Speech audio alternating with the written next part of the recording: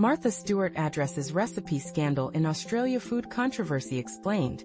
When Martha Stewart touched down in Sydney for her first visit since 2019, she brought more than just her iconic recipes. She also shed light on a brewing controversy that's been dividing food lovers down under. The legendary cookbook author took the stage at Vivid Sydney, engaging a lively crowd with her insights on everything from millennial burnout to Meghan Markle. But it was her thoughts on a recent online recipe feud that caught everyone's attention. The drama kicked off when Nagi Maihashi, creator of the popular food blog Recipe Tin Eats, accused Brooke Bellamy of Brooky's Bakehouse of stealing her recipes for caramel slice and baklava. Nagi, speaking out publicly on Instagram, claimed she had tried reaching out to the publisher of Brooke's cookbook for months without success.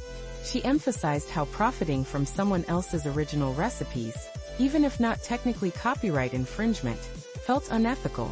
Brooke responded firmly, insisting her recipes are original.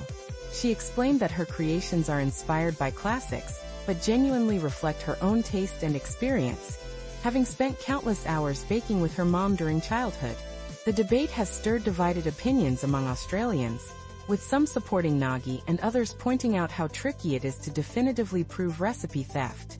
Amid the buzz, Martha weighed in with her trademark honesty. Asked whether she's ever had her recipes copied, she chuckled and said, "Probably. But I have so many recipes." She explained that in her magazine, Martha Stewart Living, they develop thousands of recipes annually. Developing a recipe usually involves drawing from a vast repertoire, and recipes are often passed down, adapted, and changed over time. Unless someone copies a recipe verbatim, she believes it's nearly impossible to claim plagiarism. Beyond the controversy, Martha also shared her love for Australia.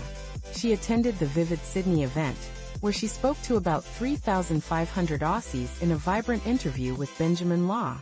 She called her trip very special, and appreciated the city's lively atmosphere, mentioning how much she enjoyed discussing everything from career tips to gardening.